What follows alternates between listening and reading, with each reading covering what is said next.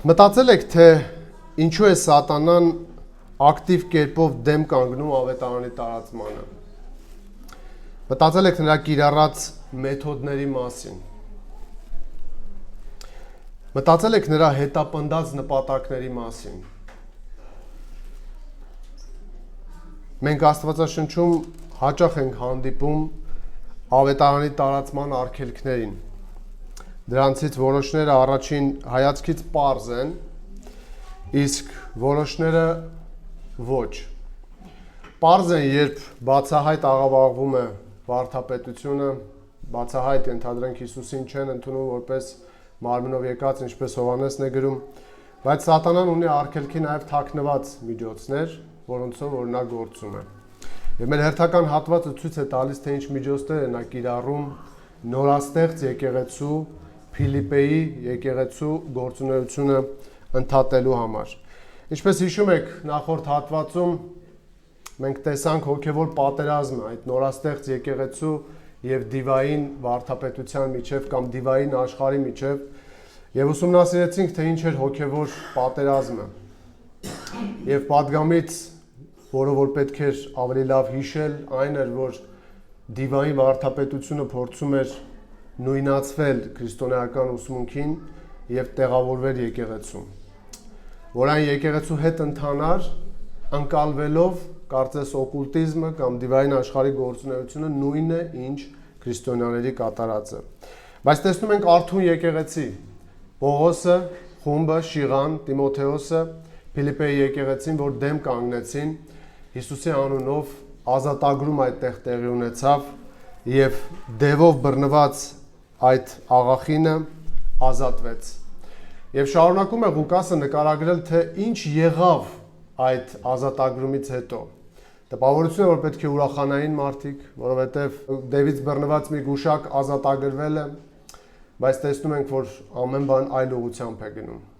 Մարդիկ ուրախանալու փոխարեն այնքան ըմբոստացան, որ մինչև իսկ բանտարկեցին առաքյալներին։ Եկեք ընթերցենք մեր հատվածը 16-րդ գլուխ 19-ից 24-րդ համարը եւ միևնույն ժամանակ նաեւ նայենք հատվածի բաժանմանը։ Ուրեմն 19-րդ համարում մենք տեսնում ենք գուշակ տերերի նախաձեռնությունը այդ ազատագրումը տեսնելուց հետո, թե ինչ են անում նրանք։ Գրված է, եւ երբ տերերը տեսան, որ կտրվեց իրենց շահի հույսը, Պողոսին ու Շիղային բռնեցին եւ քաշելով տարան հրապարակ իշխանավորների առաջ։ Այնուհետև 20 եւ 21-րդ համարներում ցույց է տրվում, թե ինչ արեցին իշխանավորների առջև։ Ցույց տվեցին նրանք երկու մեղադրանք այս մարդկանց նկատմամբ։ Նայեք 20-21-րդ համարներին եւ նրանց տարան զորագլուխների մոտ եւ ասացին. այս մարդիկ հрьяաներ լինելով խռովություն են առաջացնում մեր քաղաքում եւ այնպիսի սովորություններ քարոզում, որ մեզ որպես հռոմեացիների օրինավոր չէ ընդունել, ոչ էլ կատարել։ Եվ այս մեղադրանքները լսելուց հետո տեսնում ենք, որ միասնական կերպով ամբողջ պետական կառույցը, իրապահ մարմինները հարձակվում են եւ անօրեն կերպով բանտարկում նրանց։ 22-ից 24-րդ համարներում նկարագրվում է այդ արյունալի իրադարձությունները եւ ամբողջը միասնաբար նրանց դեմ ելավ եւ զորապետները նրանց գեստները պատռեցին եւ հրամայեցին նրանց ծեծել եւ նրանց շատ վերքեր հասցնելուց հետո բանտ նետեցին, բանտապետին պատվիրելով, որ նրանց մեծ զգուշությամբ հսկի։ Նա էլ այդ պատվերն ստանալով նրանց ներսի բանտը գցեց եւ նրանց ոտները ամրացրեց կոճղի մեջ։ Այս հատվածում Ղուկասը մեզ ցույց է տալիս հետեւյալ ճշմարտությունը,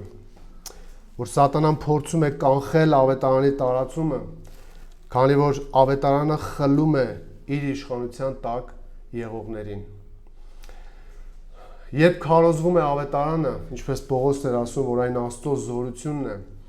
այն աշխարհի 4 կողմերից հավաքում է Աստծո ընտրյալներին, Աստծո փրկյալներին։ Եվ ինչպես Սուրբ Գիրքն է ասում, դուք մի ժամանակ խավար էիք, բնության, բարկության որդիներ էիք, բայց Աստված իր մեծ ողորմությամբ այս դեպքում ավետարանի միջոցով ձեզ բերեց խավարից դեպի լույսի։ Եվ այստեղ տեսնում ենք այդ պայքարը, թե ինչպես է ավետարանի քարոզչությունը հանդիպում արգելքների։ Ինչու, որովհետև գրված է նրանք տեսան, որ իրենց շահը կտրվել էր։ Իսկ իրենց չէր հետաքրքրում ընդհանրապես, որ մարդը բռնված է, իրենց հետաքրքրում էր կա արդյոք գումար, թե ոչ։ Իսկ ավետարանը խանգարում էր դրան։ Իր սատանայի իշխանությունից դուրս էր բերում մարդկանց եւ տեղափոխում Աստծո թագավորություն։ Եվ այս հատվածում մենք տեսնում ենք այս կանխման կամ ավետարանի առաջընթացի կանխման 3 միջոց։ Ինչ միջոցներ է օգտագործում սատանան կանխելու համար ավետարանի տարածումը։ Մինչ միջոցներին անդրադառնալը կուզեմ մտածեք։ Ինչ եք կարծում, սատանային ընդհանրապես կարող է հաջողվել կանխել ավետարանի երթը։ Ինչու։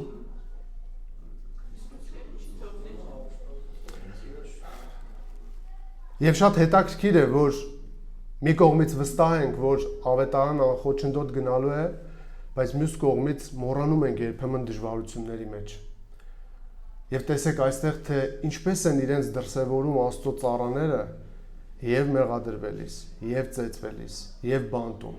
եւ ինչպես են տեսնում Աստծո աշխատանքը եւ հնարավորությունները ավետարանը քարոզելու։ Այսպեսով որոնք են ավետարանի տարածումը կանխելու միջոցները եւ առաջին միջոցը, որ մենք տեսնում ենք, այն դրամասեր մարդիկ են։ Առաջին միջոցը, որով որ սատանան փորձում է կանխել ավետարանի երթը, դրամասեր մարդիկ են եւ 19-րդ համարում տեսնում ենք դրամասիրության երկու ապացույց։ Առաջին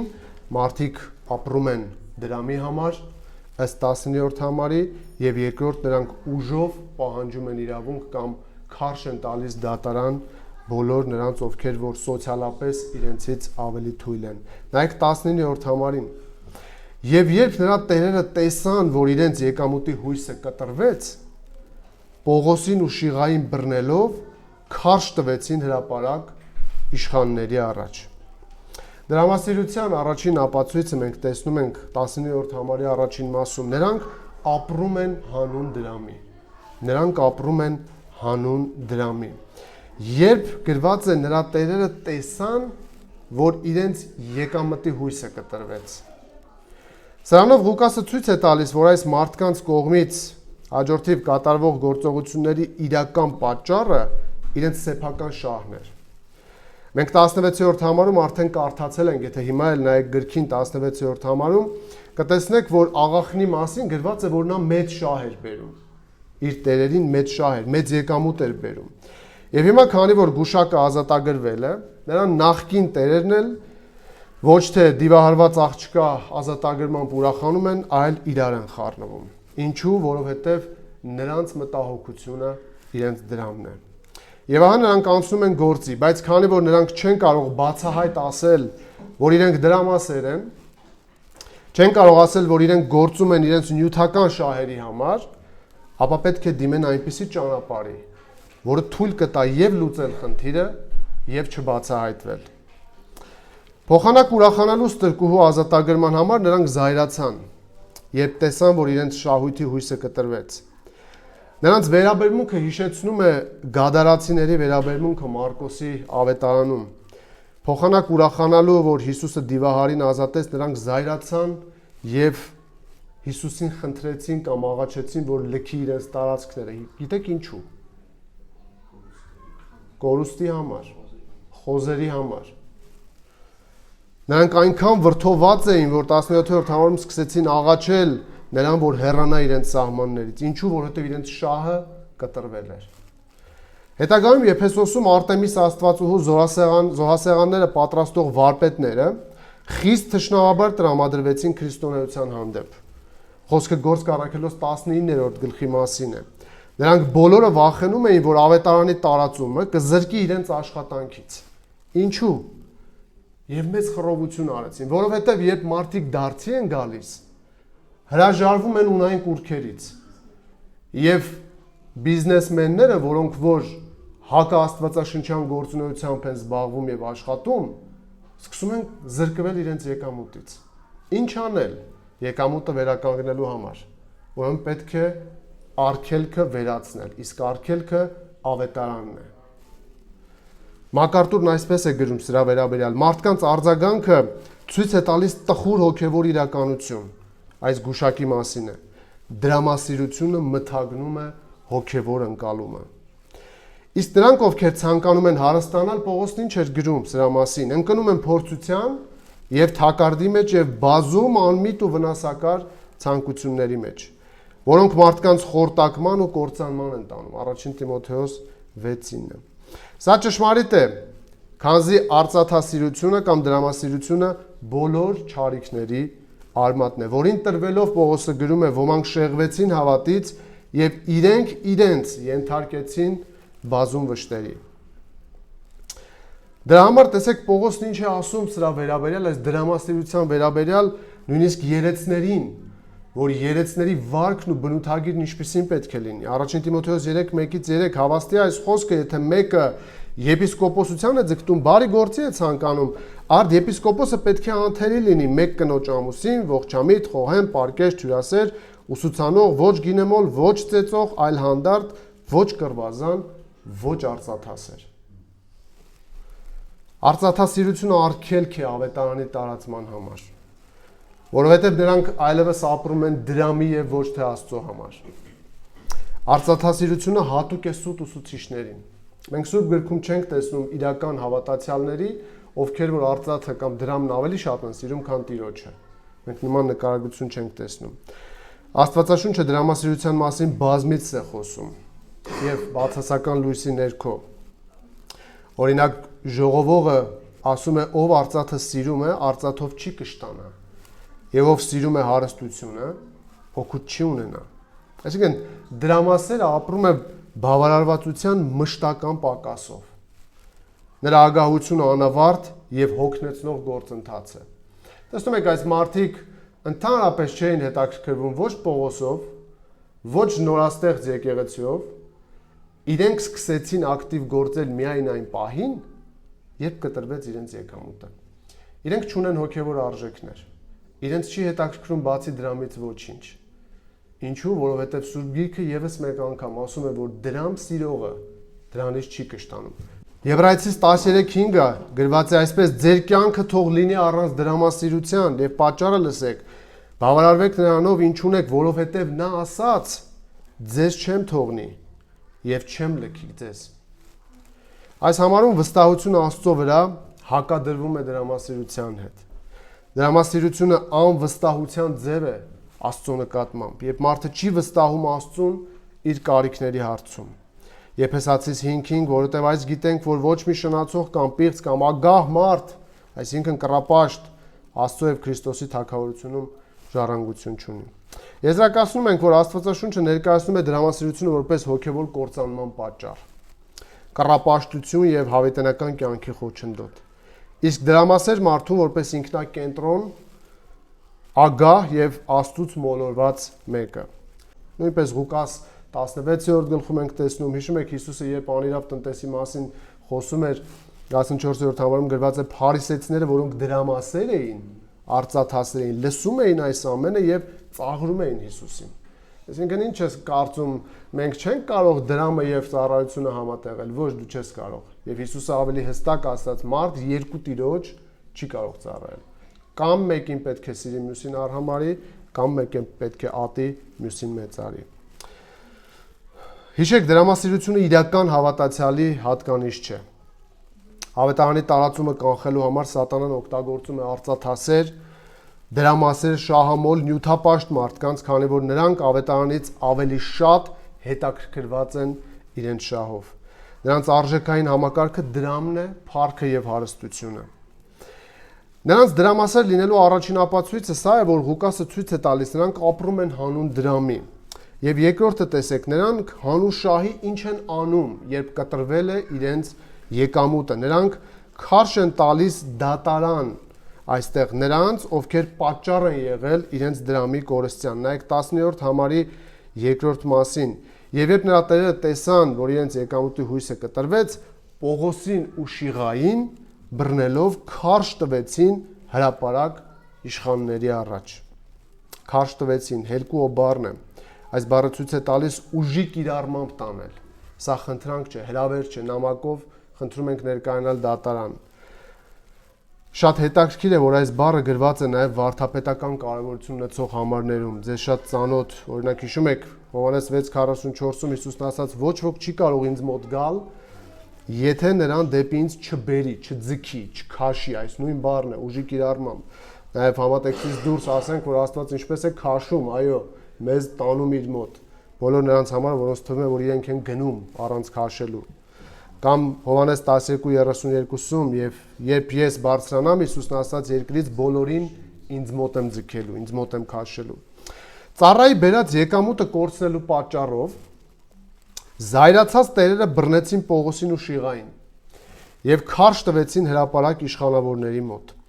Սա հետաքրքիր շրջադարձ է Պողոսի համար, ով մինչև իր դարձը հայտնի էր որպես մարդ, որը տղամարդկանց եւ կանանց ինչ էր անում, հենց քարշ տալով տանում էր։ Հիմա իրեն են անում։ Նրանց տարան հրապարակ, հունարեն ագորա, նշանակում է հրապարակ շուկա, առևտրի հրապարակ կամ ժողովրդական հավաքույթի վայր։ Ագորան նաև գլխատման վայր էր։ Այն ոչ միայն շուկայի, այլև քաղաքի հասարակական կենտրոնի դեր էր կատարում։ Այստեղ գործազուրկերը համապատասխան աշխատանք էին փնտրում, հիվանդները բուժվում էին, դատավորները արդարադատություն էին իրականացնում։ Այդ օրերին հայցվորը կարող էր իր պատասխանողին քարշ տալ դատարան եւ դատավորից վճիռ ուզել։ Սրա մասին Հակոբոսն էլ գրում է 2-րդ գլուխ 6-րդ համարում. միթե հարուստները չեն ճնշում ձեզ եւ միթե նրանք չեն քաշում ձեզ դատարաններ։ Հակոբոսը խոսում է եկեղեցում այն մարդկանց խմբի հետ, ովքեր աչառություն էին արել եւ հարուստին պատիվ էին տվել ավելի քան աղքատին։ Միթե հարուստները չեն ճնշում ձեզ, ասում է, եւ միթե նրանք չեն քաշում ձեզ դատարաններ։ Այս արտահայտությունը չի նշանակում, որ բոլոր հարուստ մարդիկ մեղավոր էին դրանում։ Հարուստ այցելուն, որին հաճոյանում էին այս եկեղեցու ժողովուրդը եւ հատուկ վերաբերմունք ցուցաբերում, պարզապես հարուստ դասի ներկայացուցիչ էր։ Հակոբոսն ասում է, որ ճնշում են ձեզ։ Նկարագրում է, թե ինչպես է իշխանավորը դաժանաբար եւ խստորեն օգտագործում իր իշխանությունը իր ենթակա մարդկանց նկատմամբ։ Եվ նշանակում է ոչ թե կրոնական հալածանք, որը շուտով դուք կտեսնեք, այլ սոցիալական եւ տնտեսական շահագործում։ Այստեղ ինչ է կատարվում։ Մարդու եկամուտը կտրվում է եւ հանուն իր եկամուտի վերականգնման ավելի ցածր խավին քարշ են տալիս դատարան ուժի իրավունքով այն ստանալու։ Հենց նման հարուստ դրամասերների մասին է, ովքեր ուժով ու իրավունքով ստանում են իրենց պահանջները եւ սոցիալական ավելի ցածր դիրք ու վիճակ ունեցող հավատացյալներին ճնշում։ Նրանց թշնամանքի մեկ այլ դրսևորում է ասում Հակոբոսը, միթե նրանք չեն, որ ձեզ դատարաններ են քաշում կամ քարշ տալիս։ Օգտագործում է այս բառը շեշտելու համար, որ հենց իրենք են այն դասը, որին ընթերցողները բացահայտ կողմնակալություն են ցուցաբերել իրենց ժողովում, քաշում են։ Այսինքն ուժի կիրառմամբ հասնում են իրենց նպատակին։ Այստեղ նկարագրված է ոչ թե ուղղակի կրոնական հալածանք, որը կարող էր նաև բազմության կողմից հարուցվել որպես աղքատ հավատացյալի դեմ, այլ դատական հետապնդում։ Դատական հետապնդում։ Հավատացյալների մասին Պողոսն ասում է, չէ, ձեր դատերը ինչպես պետք է լինեն։ Դատարաններում քաղաքացիական, ոչ։ Իսկ սրանք հանրային կերպով քարշ են տալիս եւ Ղուկասը այստեղ ցույց է տալիս հենց իրենց նպատակների համար, իրենց շահերի համար։ Կրոնական դրդապատճառներով թշնամանքը եւս ներառված էր նրանց գործողություններում, որը մյուս կետում կտեսնեք։ Ծառայի տերերը գործում են հռոմեական օրենքին համապատասխան։ Ինչ են անում նրանք։ Բռնում են Պողոսին Շիղային, իրենց վիրավորողներին եւ տանում իշխանավորների մոտ, որպեսզի ստանան իրենց իրավունքները։ Ահա տեսեք, թե սատանայի համար որքան ձեռնտու միջոց է դրամասեր մարդը, որոնց նա տվել է գեղեցիկ եւ թանկարժեք խաղալիքներ դրամի տեսքով եւ նրանք հանուն դրամի, հանուն շահի անում են այն, ինչը օգուտ է բերում ում։ Այս դեպքում օգուտ է բերում վերջին հաշվով սատանային։ Ինչու՞, որովհետեւ նրանց միջոցով կասեցվում է կարծես ավետարանի ընթացքը։ Հետաքրքիրն է, որ այդ հարուստները չեն էլ գիտակցում, որ իրենց գործունեությունը ուղիղ կերպով կապ ունի ավետարանի տարածման հետ։ Եթե նրանց ասես, որ դու ծառայում ես սատանային այդ մարդկանց, այդ դրամասերներին, կասեն, Ինչ ես խոսում, տեսել ես եկեղեցաշենքեր եմ կառուցում, ինչեր եմ անում, բայց իրենք տեղյակ չեն, որ եթե իրենց միջոցները չեն ծառայում ավետարանին, նրանք ինքնաբերաբար ծառայում են դրան հակառակ։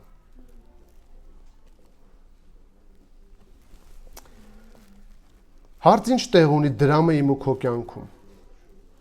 Ծառայում է այն մեզ, թե մենք ենք ծառայում նրան։ Մեր դրամները նպաստում են ավետարանի տարածմանը, թե կանխմանը։ Պետք է ստուգենք մեզ, նայելով հավատացյալների հանդեպ նաև մեր վերաբերմունքին եւ մեր ծախսերին։ Ստուգիր նրանով, թե ինչպես ես գումար աշխատում, այն արդար աշխատանքով է, թե սատանայի գործունեությունն ընդլայնող միջոցներով։ Այս տերերի աշխատանքը ինչ էր։ Արդար աշխատանք էր։ Իհարկե ոչ, նրանք անում էին գուշակություն եւ դրա միջոցով կուտակում մեծ գումարներ։ Այսօր էլ շատ մարդիկ մտածում են, որ կարևոր չէ թե ինչ են անում։ Կարևորը որ գումար են աշխատում, ոչ։ Եթե քո աշխատանքը չի փառավորում Աստծուն կամ քո աշխատանքի մեջ դու արդար կերպով չես աշխատում, վստահ եղիր, որ այն ոչ մի կերպով ոչ Աստծուց է, ոչ էլ նպաստում է ավետարանի տարածմանը։ Պետք է ստուգել, թե որքանով է օգուտ բերում մեր աշխատանքը կամ մեր դրամները Աստծուն։ Դրամասեր մարդիկ միջոց են սատանայի համար, ավետարանի տարածումը կանխելու, քանի որ նրանք ծառայում են սեփական շահերին, ոչ թե ավետարանի տարածմանը։ Քանի որ երբ նրանց եկամուտի հույսը կտրվեց, միայն այդ ժամանակ անցան գործի։ Իսկ մինչ այդ Պողոսի եւ եկեղեցու գործունեությունը իրենց բացարձակ չէր հետաքրքրում։ Եթե մինչև այսօր բոլորս այստեղ հանգիստ նստած ենք, դա նշանակում է դեռևս նեղություն չենք տվել այն մարդկանց, որոնց շահերը ինչ որ կերպով կապված են մեզ հետ։ Բայց ասեմ, նեղություն կլինի, երբ շատերը դարձի գան, որովհետև դրանով կդատարկվեն կազինոները եւ կդատարկվեն բոլոր այն հաստատությունները, որտեղ որ սատանայից բռնված մարդիկ ապրում են։ Եվ երբ կտրվի իրենց հույսը,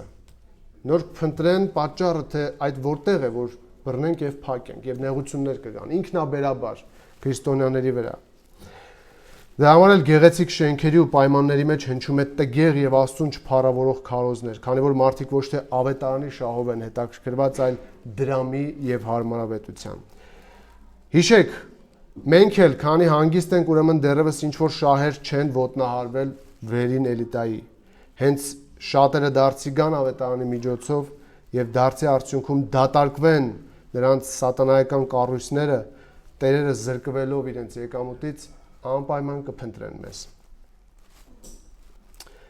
Երկրորդ միջոցը սատանայի ավետարանի տարածումը կանխելու համար առաջին ոչ միայն դրամասեր մարդիկ են, որոնց շահերը նա օգտագործում է, երկրորդ ավետարանը որպես վտանգ ներկայացնելն է։ Նա ավետարանը ներկայացնում է որպես վտանգ եւ 20 եւ 21-րդ համարում մենք տեսնում ենք որպես վտանգ ներկայացնելու երկու միջոց։ Քաղաքական մեղադրանք է ներկայացնում,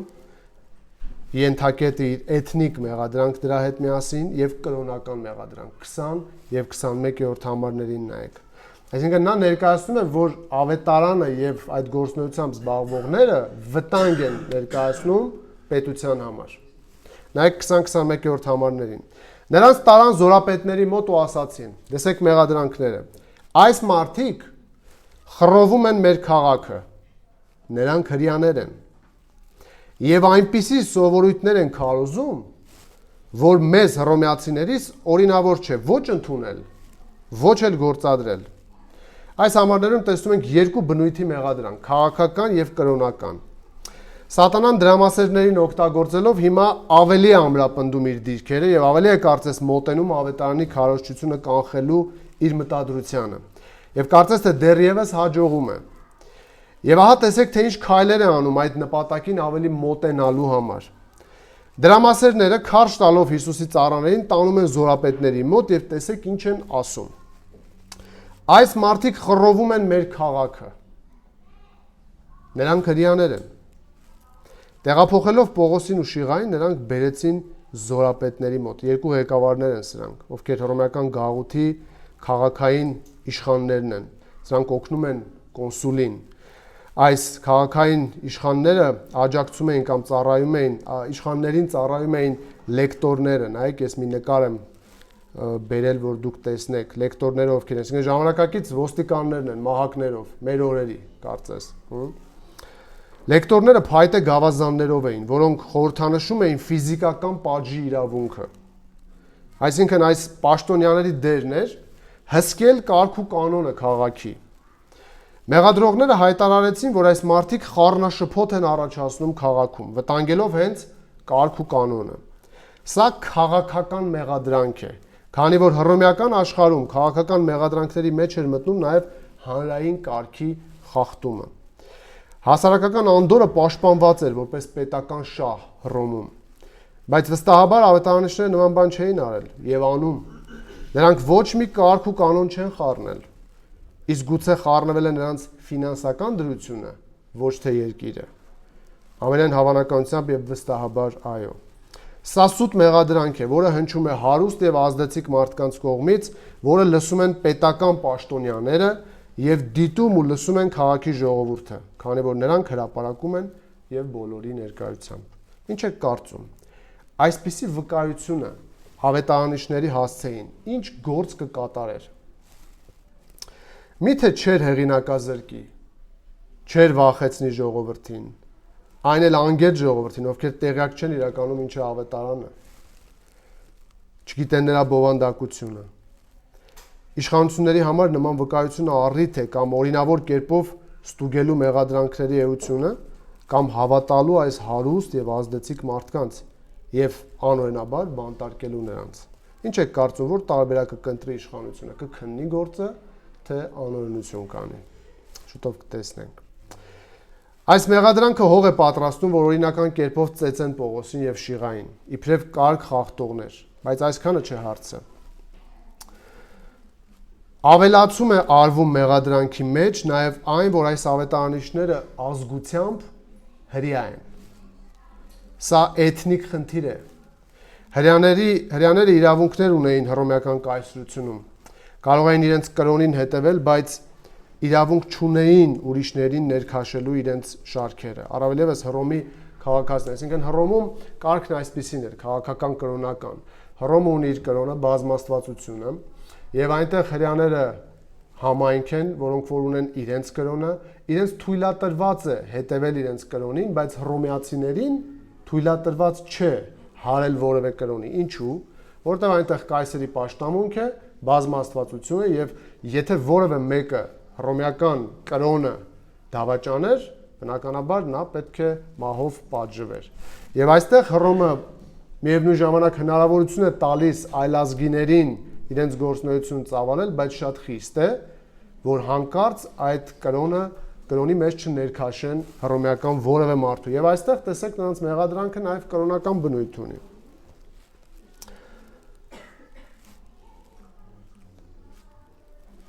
Արդեն այն ժամանակ գոյություն ուներ հակահուդայականությունը կամ հակասեմականությունը։ Կայսեր Կլավդիոսը մոտարապես այդ ժամանակ հրամանագիր արձակեց, որով հրամայում էր հրեաներին վտարել Հռոմից։ 18-րդ գլուխ եթե նայեք, հենց հիմա գործ կառաքելոց 12:2-ում մենք դրա մասին կարդում ենք, գրված է. նա գտավ Ակյուղաս անունով մի հրեայի, ծագումով պոնտացի, նա իր կնոջ Պրիսկիլայի հետ նոր էր եկել Իտալիայից, համաձայն Կլավդիոսի հրամանի, որով բոլոր հրեաները Հռոմից պետք է հեռանային։ Ինչու է Կլավդիոսը այս օրենքը հանել, հրամանը հանել, որովհետև հրեաները ժամանակի ընթացքում քարոզելով վկայելով հռոմեացիներին ներքաշում էին իրենց շարքերը։ Եվ Հռոմը անհանգստանում էր, որովհետև կարող էր մեծ ըմբոստություն առաջանալ եւ հռոմեացիները դավանափոխ լինեին եւ իշխանափոխություն անեին։ Դրա համար հրաման երկրի կարգ ու կանոնը պահելու համար, կրոնական շեղումներից պահելու համար վտարել բոլոր նրանց, ովքեր այդ գործի մեջ կարող են մաս եւ հրեաներին դուրս են բերում։ Միթե մինչև հիմա սատանան նույնը չի անում։ Միթե ճշմարիտ ավետարանը քարոզողներին չեն համարում խառնաշփոթ առաջացնողներ։ Նրանք այդ անում են, քանի որ ավետարանը փրկում, ազատագրում ու փոխում է մարդկանց եւ հետ են բերում իրենց մեղավոր ընթացքից։ Այլևս այդ մարդիկ չեն դառնում սատանայի ստրուկները։ Իսկ արդյունքում ազատագրվածները որակվում են որպես ուղեղը լվացողներ կամ ավետարանը քարոզողները գնահատվում են որպես հասարակության կարգը կամ հասարակությանը դեգրադացնողներ։ կամ հոգևորսներ, կարծեմ ուրիշ մեկնաբանություններ եք լսել։ Այնպես որ սիրելի ժողովուրդ, պետական պաշտոնյաներ եւ քաղաքացիներ, մինչեւ ընդունելը նման սուտ մեղադրանքները, խնդրում եմ քննեք մեղադրանքների էությունը եւ անպայման ականատես կլինեք այլ պատկերի։ Եվ գուցե իրական ավետարանը լսելով Տերը ձեզ էլ ազատի չարի իշխանությունից։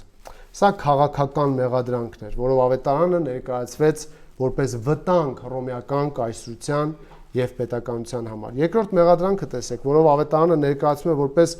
վտանգ պետության կրոնին։ Այն կրոնական մեղադրանք է, 21-րդ համարին նայեք։ Նրանց տարան զորապետի մոտ ու ասացին. այս մարդիկ խռովում են մեր քաղաքը, նրանք հրյաներ են եւ այնպիսի սովորություններ են քարոզում, որ մեզ հռոմեացիներիս օրինավոր չէ ոչ ընդունել, ոչ էլ գործադրել։ Ավետարանիչներին ներկայացրեցին որպես խռովություն հրահրողներ, նաեւ Հռոմի կարգերին անհամապատասխան սովորություններ քարոզողներ։ Մեղադրանքները ներառում էին նաեւ օտար սովորությունների տարածում։ Ինչ սովորությունների մասին է այստեղ խոսքը։ Ինչ նկատի ունեն նրանք, երբ մեղադրում են։ Սովորույթ բառը էթոս բառն է, չեզոք գոյական է, նշանակում է սովորույթ, սովորական պրակտիկա կամ ձև, լինի դա օրենքով սահմանված, թե այլ կերպ, բայց մեր համարում այն կապ ունի օրենքի հետ։ Գիտեք ինչու։ Քանի որ նրանք ասում են, որ օրինավոր չէ մեզ ընդունել այն ինչ որ քարոզվում է։ Այսինքն նրանք հստակ բերում են օրենքից դրույթ, որով որ արգելում են այս մարդկանց գործունեությունը։ Եվ Կլավդիոսի հրամանից հետո պատկերացրեք հրյաների դեմ որքան թարմ էր այդ թշնամանքը։ Եվ հերիք է հիմա լսեն, որ կրկին հրյա է, կրկին խառնաշփոթ է անում եւ մի հատ էլ քաղաքական եւ կրոնական շահերին է դիպչում, ատելությունը թշնամանքը ավելի պետք է մեծանար։ Հռոմեացի զինվորները մերժում էին հրյական ծեսերը, համարելով դրանք օտար։ Նման միջավայրը նպաստեց մեղադրանքներն ավելի որ արագ ընդունվեին եւ տարածվեին։ Ստացվում է, որ այստեղ ներկայացվում է, որ այս հրյաները մեզ ստիպում են, ասում եմ, մեր սովորույթներին, օրենքներին հակառակ բաներ անել, կրոնական համոզմունքներ են սովորեցնում։ Նրանք ասում են, օրինավոր չէ ոչ ընդունելը մեզ դա, ոչ էլ գործադրել։ Կրոնական եւ քաղաքական դրությունը Հռոմում միասին էր։ Եվ ինչը որ կրոնական համակարգը ընդունում էր, դա վերաբերում էր նաև քաղաքային իշխանությանը։ Ըստ էության հռոմեացիները չպետք է կապվեին որևէ օտարերկրյա կրոնի հետ, որը թույլատրված չէր պետության կողմից։ Ուշադրություն, Հռոմում թույլատրված էին որոշ օտար կրոններ, բայց հռոմեացիներին խստորեն արգելվում էր դա։ Եվ հիմա հրաշալի առիթ է այս մարդկանց համար, թեպետև իրենք դուք արդեն հասկանում եք, որ հետաքրքրված չեն կրոնով ընդհանրապես, բայց հրաշալի առիթ է ավետարանը կանխելու, որ այն առաջանա մեղադրելով այս մարդկանց կրոնի եւ խառնաշփոթ առաջացնելու մեջ։ Ինչն է խնդրի էությունը այս դրամասերների մեղադրանքի։ Խնդիրն այն է, որ նրանք մեղադրում են, որ իբր այս հրյաները հակահռոմեական սովորություններ են քարոզում եւ սա ասելով Պողոսն ու Շիղան դիտվում են որպես վտանգավոր մարդիկ պետության համար։ Եվ այս մեղադրողներն էլ ընկալվում են որպես պետության շահերը պաշտպանող մարդիկ։ Նրանց նպատակն է ավետարանը ներկայացնել որպես վտանգ պետության համար եւ պետական ուժի միջոցով դադարեցնել նրանց քարոզչությունը։ Այնպես որ սա մի կողմից որպես քաղաքական սպառնալիք է պետությանը ներկայացվում, մյուս կողմից որպես կրոնական շահ։ Այսինքն ինչ հիմքեր են էլ պետք ավետարանը արգելելու համար։ Հիմա պատկերացնում եք, երբ մի հրյա որևէ մեկին կամ մի թագավորի երբ քարոզում էր, ինչպես էին վերաբերվում նրան։ Նա թշնամի էր երևում նրանց աչքին։ Միթե այսօր եւս սատանան ավետարանը չի ներկայացնում որպես վտանգ պետության եւ հասարակության համար։ Միթե նա չի դիպչում հենց քաղաքական եւ կրոնական շահերին։ Հայաստանի որոշ շրջաններում իսկապես արտահայտվում են տեսակետներ, ըստ որոնց ավետարանը կարող է ընկալվել որպես վտանգ, հատկապես հետեւյալ ոլորտներում։ Կրոնական վտանգ են տեսնում։ Ավետարանական ճշմարտությունները կարող են քայքայել հայկական ավանդական եկեղեցական համակարգը։ Երբ ավետարանը ներկայացնում է որպես միակ ճշմարտություն, որի շուրջ մարդը կոչվում է անձամբ, ապաշխարելու եւ հավատալու, դա կարող է ընկալվել որպես սպառնալիք ավանդական ծիսակենտրոն մոտեցումներին։ Ոմանք վախենում են, որ դա կհանգեցնի իրենց եկեղեցիներից հեռանալուն։ Մոմերը չի վաճառվի էլ, որովհետեւ շատերը երբ ճշմարտությունը ճանաչեն, այլևս նրանք աշխատանք չեն ունենա։ Ազգային ինքնության վտանգ են տեսնում։ Որոշ խմբեր ներկայացնում են, որ ավետարանը քարոզելն ու տարածելը կարող է վնասել մեր ազգային ինքնությունը, մեզ օտար դարձնելով։ Մի քանի օր առաջ YouTube-յան իմ ալիքում 5 կտակարանի ուսուցումներից մեկի մասին տեսանյութի տակ մեկը գրել էր մեկնաբանություն։ Կարդում եմ բառացի նրա գրածը։ Գրել էր այսպես. հրեական հեքիաթներ ոչխարների համար։ Ներողություն եմ խնդրում։ Ես նրան չեմ արձագանքել, բայց այս մարդը մտածում է, որ օտարները, հրեաները իրենց կրոնը պարտադրում են բոլորին եւ նրան հետևողները, այդ կրոնին հետևողները օտարների շահերն են պաշտպանում եւ կորցնում են իրենց ազգայինը։ Ըստ նրա այս հեքիաթը հրեաներինն է եւ մեր ազգային ինքնությանը վնաս։ Կան նաեւ դեպքեր, երբ հավատացյալները մեղադրվում են իբրև հայությունը թուլացնող, քանի որ ասում են Հիսուսն է Տերը, ոչ թե ազգը։ Որտեղից են առաջանում այս տեսակետները։ Անտեղյակություն ավետարանի բուն էության վերաբերյալ։ Այդ ասողներին, որ հարցնես, մեկ հոգին նույնիսկ չի կարող ավետարանի միջուկը բացատրել։ Բայց մեղադրում են։ Այն վնաս է պետությանը, մեր քաղաքականությանը, մեր հոգևոր արժեքներին։ Իսկ դու կարող ես ասել ավետարանը ինչ է ներկայացնում իրենից։ Թե ունես թաքնված շահեր, որը քողարկում ես պետության շահով, որը քողարկում ես կրոնական շահերով։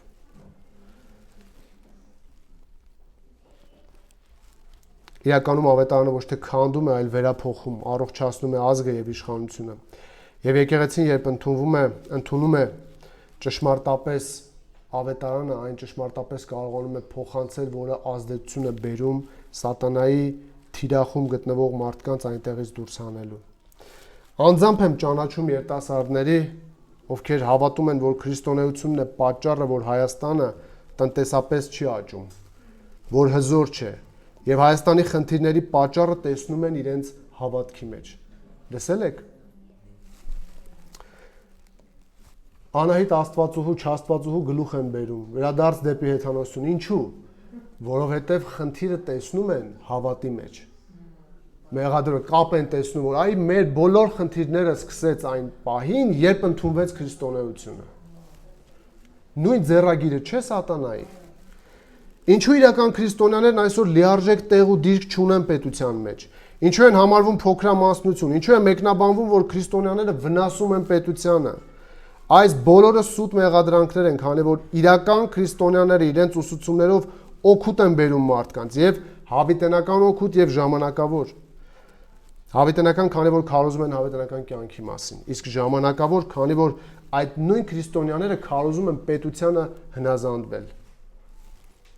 Եվ պետության դեմ չեն խոսում, ոչ մի կարգ չեն խախտում։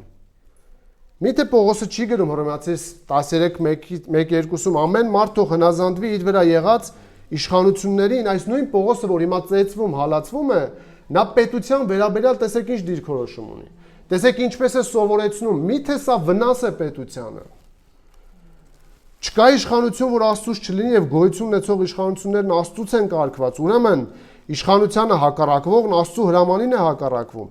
եւ հակառակվողներն իրենց վրա դատապարտություն են վերցնում, որովհետեւ իշխանավորները բարի գործերի համար վախ չեն ազդում, այլ չար գործերի։ Ուզում ես իշխանություններից չվախենալ, բարիք գործիր, ու նրանից գովասան կստանաս։ Պողոս դու ստացար, բարիք ես գործում, ինչու չես ստանում։ Բայց տեսեք, Պողոս առաքյալը Աստվածադիր կարգը որպես պետություն առաջին տեղում է դնում եւ իր փորձառությամբ նույնիսկ առիթ չի համարում ըմբոստանալու պետության դեմ եւ սովորեցնելու հակամարտություն պետության շահերին։ Ասում է ուրեմն վճարեք ամեն մեկին իրենց հասանելիքը, որին հարկ, որին մաքս, որին վախ, որին պատիվ։ Քրիստոնյաները սովորեցնում են նաեւ աղոթել իշխանավորների համար, այդպես չէ։ Եվ հնազանդվել հասարակական կարգերին, վճարել հարկերը, գործել սահմանված օրենքներով, ասացեք խնդրեմ ինչու են ստում։ որովհետև դրամասեր են։ Որովհետև կրոնը եւ երկիրը, պետությունը, ազգությունը դրանք ծածկոցներ են իրական շարժառիթները փակելու, ծածկելու համար։ Սա երկրորդ միջոցն է սատանայի, որով նա փորձում է կանխել ավետարանի տարածումը։ Նա ավետարանը որպես վտանգ է ներկայացնում եւ տալիս է սուտ մեղադրանք։ Եվ վերջինը, երրորդ միջոցը։ Առաջին դրամասեր մարդիկ էին իր թիրախում, ովքեր որ տարվելով դրամով բնականաբար ավետարանի շահերը չեն փնտրում։ Երկրորդ ավետարանը որպես վտանգ է ներկայացնում նա, որ վնասվում են պետության շահերը, կրոնական շահերը եւ տեսեք երրորդ թե ինչ միջոց է նա ձեռնարկում կանխելու համար ավետարանի տարածումը։ Որոնք են ավետարանի տարածումը կանխելու սատանայի միջոցները, երրորդ պետական ուժի չարաշահումը։ Պետական ուժի չարաշահումը, ոչ թե գործածումը, այլ չարաշահումը։ Եվ այս համարներում տեսնում ենք պետական ուժի չարաշահման 3 նկարագիր։ Ծեծում են առանց դատի, բանտարկում են չհիմնավորված մեղադրանքով եւ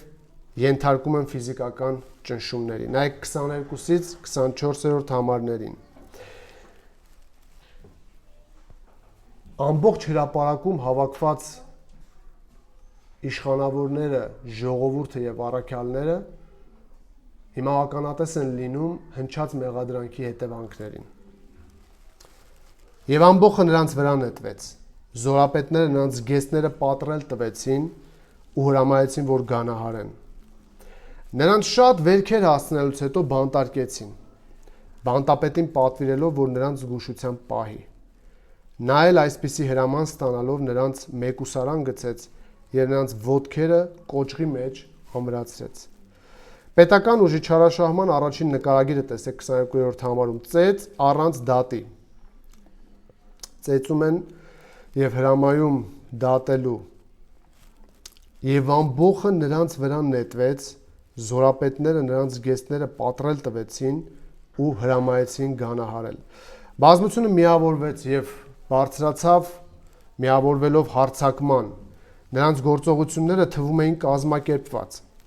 Զորապետները հրամայեցին ամբողջովին պոկել առաքյալների հագուստը։ Իսկ ինչու հրամայեցին։ Միթե դատավարություն էր եղել։ Պետք է դատավարություն լիներ ըստ հռոմեական օրենքի, որից հետո իհարկե ոչ, սա անօրենություն է։ Դա իրականացվեց որպես նախապատրաստություն մահակներով դաժան ծեծին եւ որպես ստորացուցիչ քայլ։ Լեկտորները որպես քաղաքային պաշտոնյաներ հենց նրանք էին իրականացնում այս բռնությունը։ Հիշում եք այդ փայտերով ոստիկաններին։ Այդ ծեծերը մահակներով կարող էր լինել արյունալի եւ նույնիսկ մահացու, գրում են պատմիչները։ Նման պատիժները համարվում էին ընդունելի, գիտեք ում համար։ Հասարակական կարգը խախտողների։ Դա նշանակում է, որ մեղադրանքը հասել է տեղ։ Ծեծելու այս պատիժն անօրինական էր, քանի որ նրանք մեղավոր չէին ճանաչվել։ Լեկտորները, որոնք ենթարկվում էին զորավարներին, հարվածներ էին հասցնում փայտերով։ Պողոսը նման պատիժ կրել է 2 անգամ։ Նա գրում է սրա մասին։ Առաջին Կորինթացիս 11:25-ում 3 անգամ խարազանվել եմ, 1 անգամ քարկոծվել, 3 անգամ նավաբեկության ենթարկվել, մի ցերեկ ու գիշեր ծովի անդունդի մեջ եմ մնացել։ Ծեծը, բռնությունն ու սպառնալիքները անակնկալ չէին առաքյալի համար։ Նաև անակնկալ չէր պետական ուժի չարաշահումը։ Օրենք կար, որը արգելում էր Հռոմի քաղաքացիներին առանց բողոքարկման ծեծել, բայց Պողոսը դեռ չէր ասել իր Հռոմի քաղաքացիություն ունենալու մասին։ Մտածել եք դրա մասին, ինչու Պողոսը ձայն չի հանում։ Չէ՞ որ ինքը Հռոմի քաղաքացի է։ Նա կարող է հիմա բարձրաձայնել, ասել, որ ես Հռոմի քաղաքացի եմ, եւ մի քանի համար հետո եթե կարդացել եք, նրանք վախով կգան եւ կաղաչեն, որ գնա, բայց նա ձայն չի հանում։ Ինչու՞։ Այդ օրենքի մասին Ղուկասը գրում է կրկին Պողոսի ձերբակալությունից հետո Գործ 25:16-ում Փեստոսն է խոսում։ Նրանց պատասխանեցի, օրենքի մեջբերման համար եմ կարդում։ Ասում է հռոմեացիների համար օրինական չէ որևէ մարդու հանձնել ատյանի, մինչև ամբաստանյալն իր առաջ իրեն մեղադրողներին չունենա եւ այդ մեղադրանքին պատասխանելու հնարավորություն չստանա։ Իսկ ինչու չեք պահում այս օրենքը։ Ինչու եք հարվածում ծեծում, քանի չի եղել դատ։ որը կարող է լինել Պողոսի լռելու պատճառը։ Պողոսը անմիջապես չհայտնեց իր Հռոմի քաղաքացիության մասին մի քանի հնարավոր պատճառներով, որոնք համապատասխանում են այս տեքստի եւ պատմական սոցիալական համատեքստին։ Առաջին ճնշման հանկարծակիությունն ու իրավիճակի արագ զարգացումներ։ Եթե նկատեցիք, շատ արագ են դեպքերը զարգանում, որ այս խառնաշփոթի մեջ նույնիսկ գուցե չհասցներ ասել, գիտեք, մի րոպե, անձնագիրս, ես Հռոմի քաղաքացի եմ։ Ամբողջի հարձակումը իշխանների արագ անօրինական գործողությունները կարող էին պարզապես ֆիզիկապես հնարավորություն չտալ Պողոսին խոսելու դրա մասին։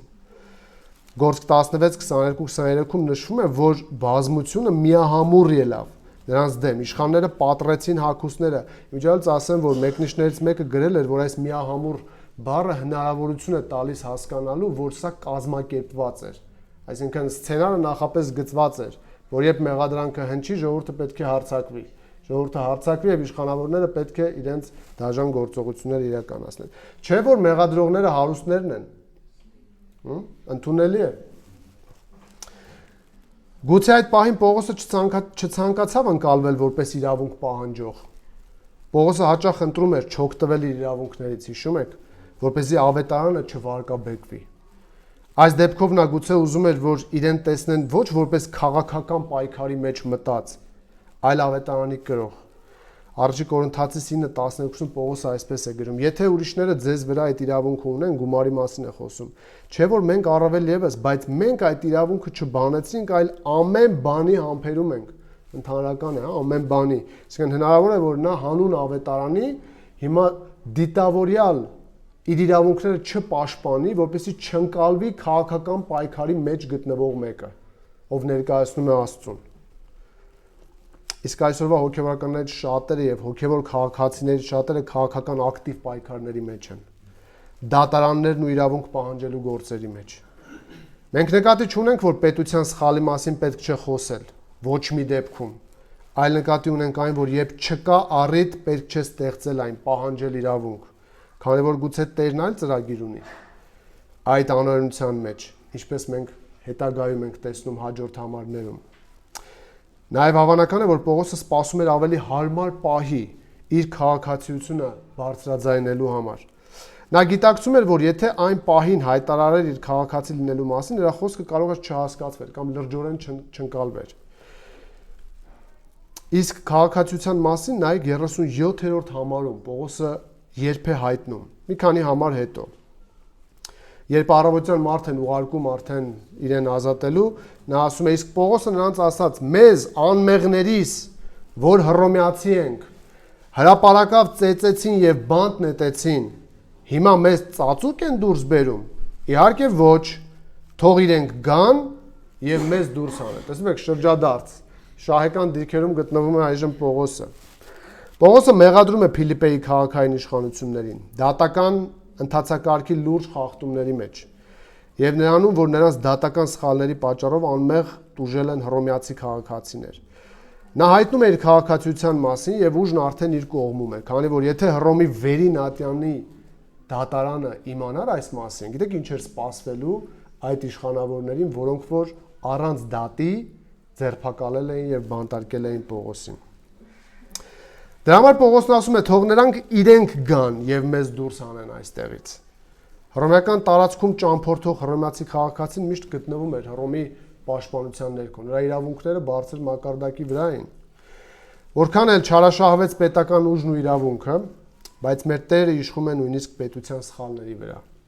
եւ իր զավակներին առաջնորդում է իր ուզած ճանապարհներով։ Դրա համար պետք չէ կյանքը դնել համաշխարհային արդարադատությունը վերականգնելու համար, այլ պետք է հավատարիմ լինել Տիրոջը նույնիսկ երբ քո նկատմամբ կա պետական կամ որևէ ուժի չարաշահում, բայց հնարավորության դեպքում խոնարհությամբ եւ հարգանքով եւ առանց ապստամբությամբ կարելի է խոսել այն սխալների մասին, որ թույլ է տվել իշխանությունը։ Ես շատ խորհուրդ կտամ ձեզ, եթե դուք ժամանակ կունենաք, գտեք ժամանակ լսեք Ալեքսեյ Պրոկոպենկոն հռոմեացիս թուղթն է քարոզում եւ 13-րդ գլխի վերաբերյալ մի քանի քարոզ, որ վերաբերվում են այս իշխանության, պետության եւ քրիստոնեայի հարաբերություններին։ Եվ այնտեղ շատ նրբությունների են անդրադառնում, ցույց տալու համար, թե որ դեպքում եւ ինչպես պետք է իրեն դրսեւորի քրիստոնյան։ Մենք պատրաստ ենք հանուն ավետարանի տարածման տանելու նեղություններ եւ մեր իրավունքների ոտնահարում։ Կարող ենք այդ ամենի մեջ վստահել մեր Տիրոջ անհուն իմաստությանն ու կարողությանը։ Պետական ուժի չարաշահման երկրորդ նկարագիրը տեսեք։ Բանտարկություն չհիմնավորված մեղադրանքով։ Բանտարկություն չհիմնավորված մեղադրանքով։ 23-րդ համարը նրանց շատ վերքեր հասցնելուց հետո բանտարկեցին, բանտապետին պատվիրելով, որ նրանց զգուշությամբ պահի։ Նրանց վրա հարձակվեցին, գցեցին մի բանտ, մի վայր, որտեղ պահում էին մեղադրյալներին, մինչև նահանգապետի կամ մայրաքաղաքի որևէ բարձրաստիճան պաշտոնյայի կողմից հարձակվելը։ Հրամայեցին բանտապահին, այսինքն Տիրոջը, որի միակ պարտականությունն էր բանտի պահպանությունը եւ հուսալիությունը վերահսկելը։ Նա կարող էր լինել զինվոր, թոշակի անցած ծառայող, իմիջիայլոց հիմա մենք արդեն խոսում ենք այն մարդու մասին, ով մի քանի ժամ հետո պետք է դարձի գա։ Նրան հրամայում են հուսալիորեն պահել Պողոսին։ Դուք միևնույն ժամանակ Աստծո մտադրության սցենարը տեսնում եք, ինչպես է նրանք մոտենում այն ընտրյալին, որին պետք է քարոզեն։ Այս հատվածն ընդգծում է հռոմեական համակարգի դաժան, բայց կազմակերպված բռնության մեքենան, որտեղ մարդուն կարելի է առանց դատավճռի անմիջապես գցել բանտ, պարզապես կարգի պահպանման եւ իշխանությանը ենթարկվելու անվան տակ։ Իշխանությունները չսպասեցին, մինչև նահանգապետի կամ մայրաքաղաքի որևէ բարձրաստիճան պաշտոնյայի կողմից հարձակվել, այլ հրամայեցին գրված է բանտարկել առանց հիմնավոր մեղադրանքի։ Սա ևս ցավալի է, բայց պետական ուժի չարաշահում է։ Այնինչ պետությունը բարի գործի համար պետք է խրախուսի, իսկ չարի համար պատժի, հենց այդ գործիքներով։ Ցավոք, բայց սատանան օգտագործում է այստեղ պետական իշխանությանը եւ դրամասերների մոլորությամբ մոլորեցնում նույնիսկ այս իշխանավորներին եւ պետական ուժը վերածում անիրավության գործիքի։ Ընդհանրապես սատանան ամեն նորմալ բանն է վերածում։ Օրինակ, եթե խոսում ենք դրամասերության մասին, դրամը վատ բան չէ, դրամի հանդեպ սերն է վատ բան։ Սխալ ուղղելը վատ բան չէ, բայց շահերը թաքցնելով շողոքորթել, մեղադրելն է վատ բան։ Պետական իշխանությունը վատ բան չէ, բայց պետական իշխանությունը չարաշահելն է վատ բան։ Այսինքն բոլոր դրական աստվածադիր բաները սատանան վերցնում եւ գործածում է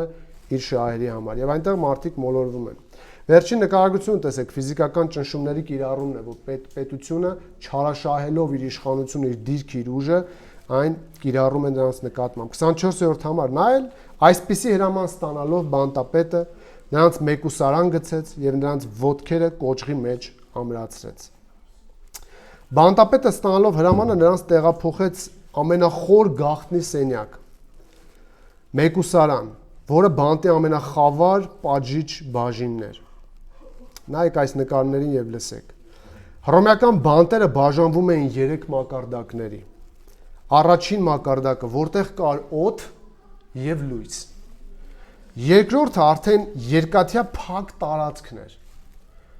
Եվ երրորդ մակարդակը տխրահռչակ իրենց լեզվով տուլիանումներ, իրենց խորագունդը, մահվան դատապարտվածների համար նախատեսված։ Եվ այս տեսակի խցերը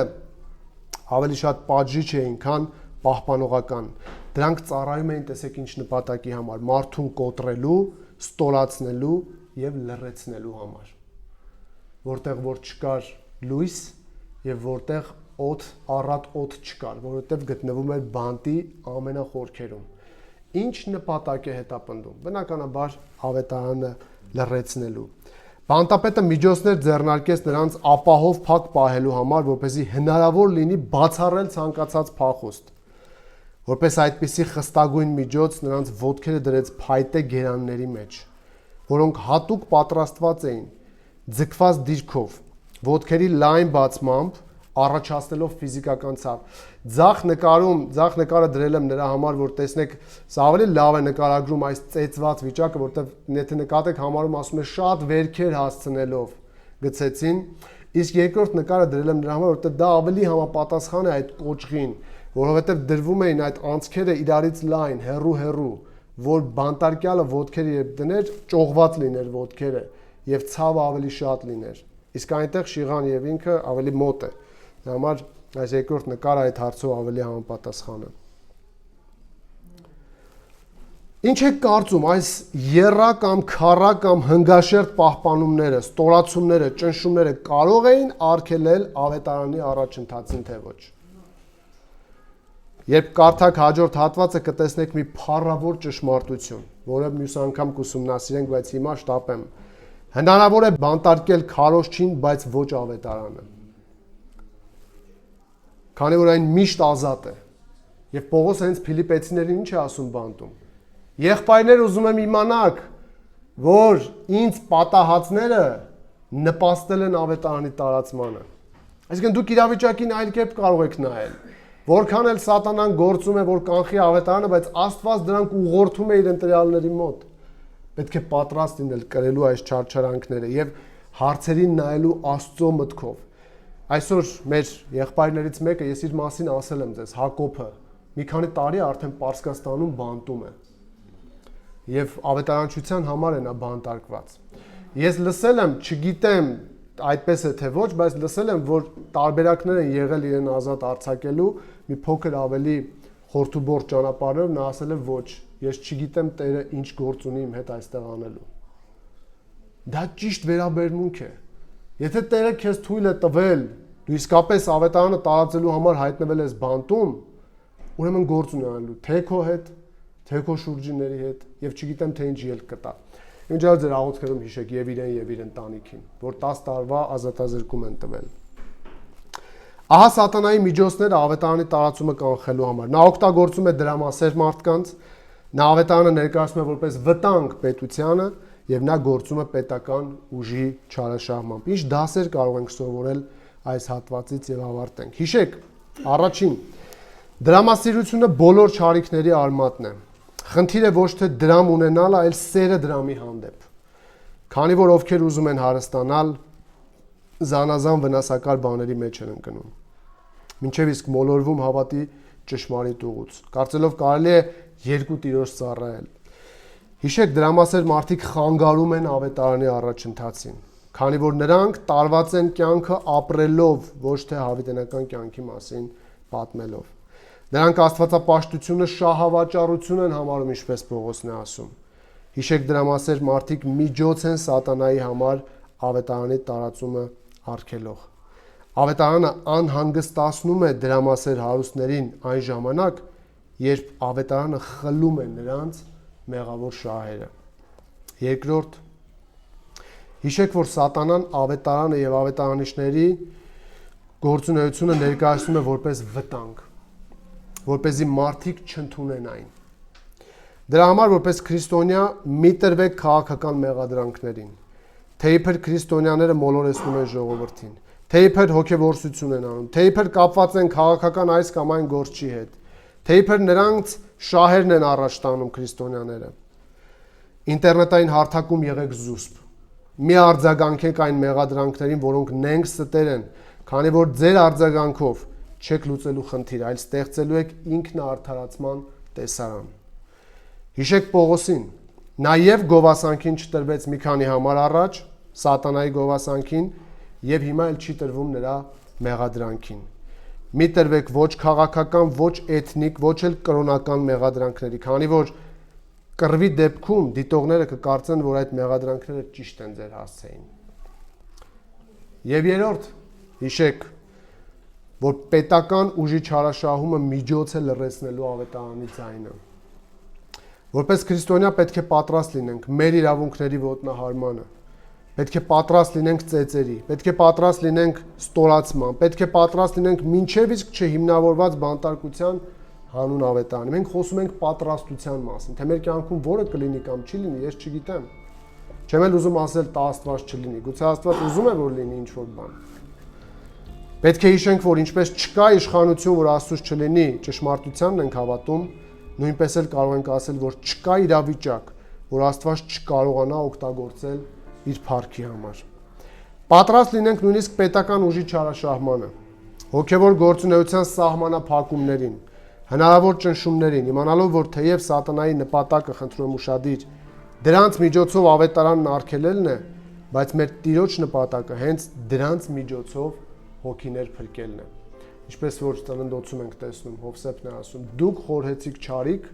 բայց Տերը խորհեց դա վերածել բարին։ Թող Տերը օրհնի բոլորիդ։ Եկեք աղոթենք, այնուհետև կանգնած կմնանք, աղոթենք նորից, մինչև որ հաղորդության սեղանը կմատակարարվի։ Տեր Հիսուս, շնորհակալ ենք քեզ։ Շնորհակալ ենք քո ուժի, քո ներգործության, քո ավետարանի համար, որը առաջնորդում է մեզ այս երկրի վրա, մեր կյանքի բոլոր իրավիճակներում։ Շնորհակալ ենք քո ճշմարիտ ավետարանը մեզ հասցնելու, մեզ սովորեցնելու համար։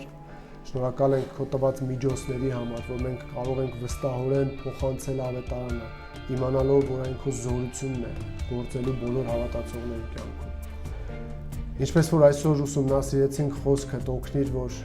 Պողոսի Շիղայի եւ այդ խմբի նման պատրաստական լինենք քո ավետարանի համար, նույնիսկ հալածանքներ կրելու։ Թող մեր աստվածապաշտությունը լինի ոչ միայն խոսք, այլ լինի գործ։